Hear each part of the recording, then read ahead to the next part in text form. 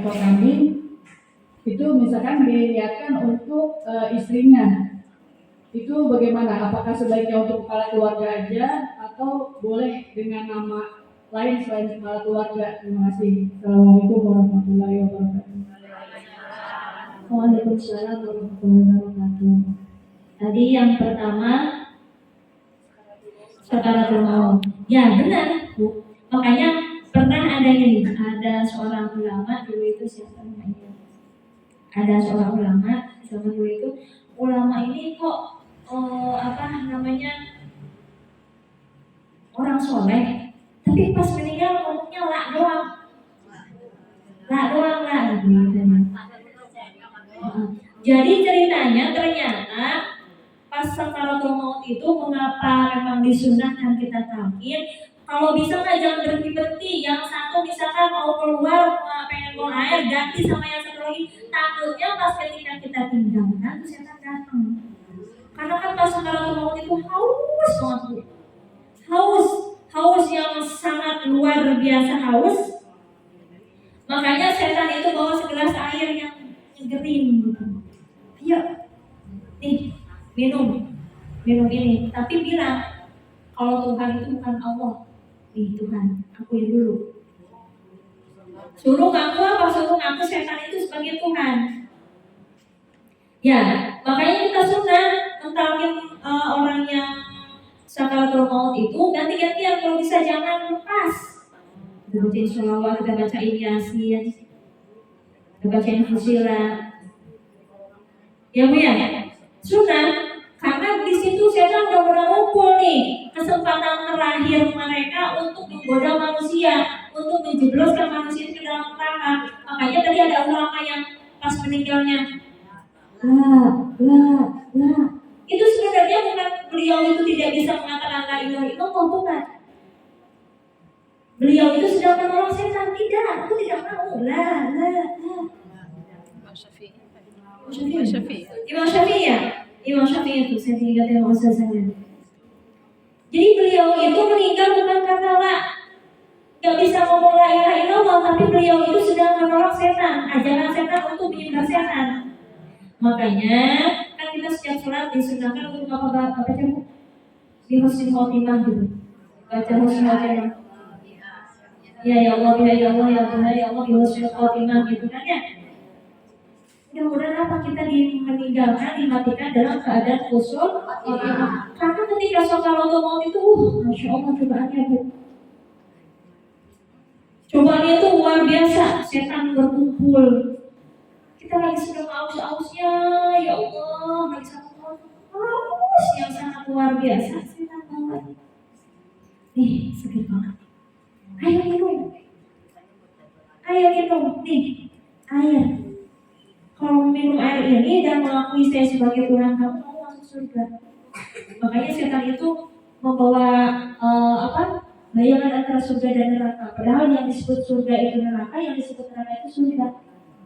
Kalau kita sempat mengakui setan itu adalah sebagai Tuhan, udah su'ul khotimah.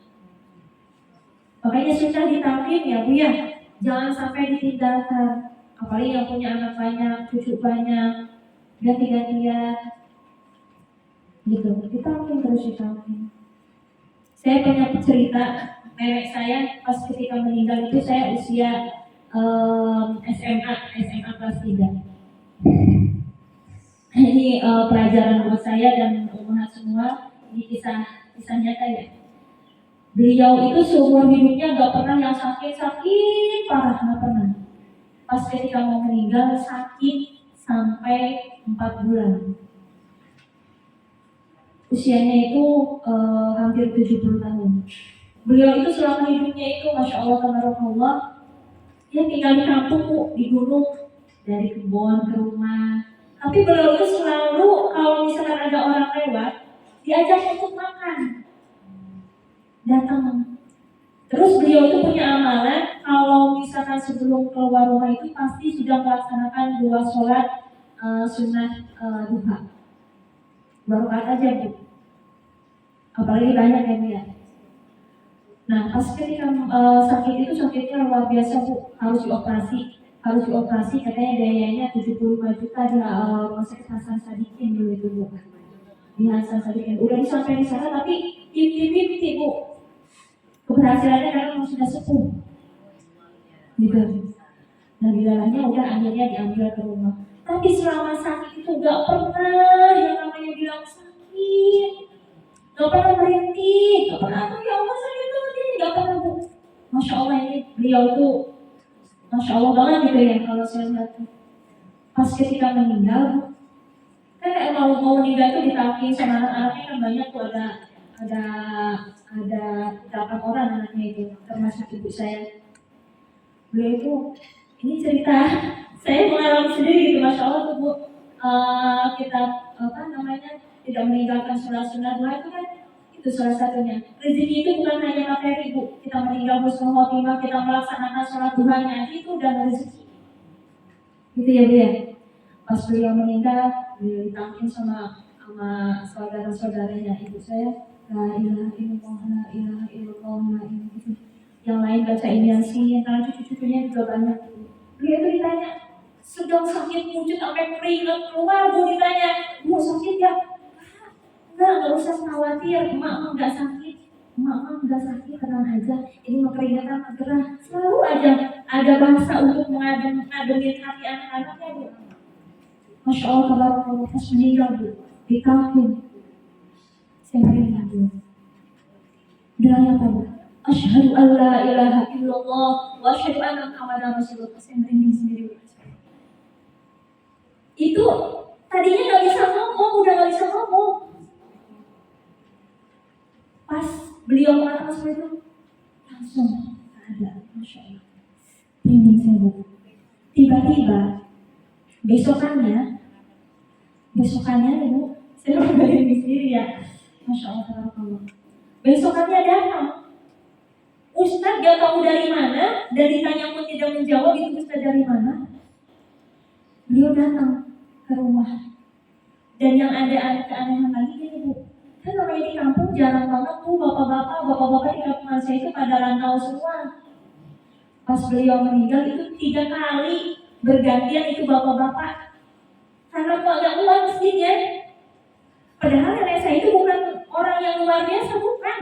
Ibu-ibu rumah tangga biasa yang kesehariannya itu dari rumah ke kebun, dari kebun ke rumah. Cuma beliau itu sama orang tuh kalau ketemu, Assalamualaikum, jauh aja bilangnya Assalamualaikum, sini mampir, makan nih, ada singkong bus. Itu ya Bu ya, Masya Allah. Dan beliau itu tidak pernah meninggalkan sholat sunat duha. Makanya sholat sunat itu Masya Allah, tabarakallah. Rezeki itu bukan hanya materi, tapi ketika kita meninggal dalam keadaan sholat sunat itu adalah rezeki. Kita melakukan sholat duha aja itu sebuah rezeki. Masya Allah. Itu apa namanya, datang kiai, datang ke rumah, Assalamualaikum. Waalaikumsalam. Kebetulan tuh paman saya nyambut. Maaf Dek. Adakah yang meninggal kemarin di sini? Oh iya ada, ibu, kata dia. Iya itu ibu saya. Oh, udah dulu tunggu dan dalam ceritanya.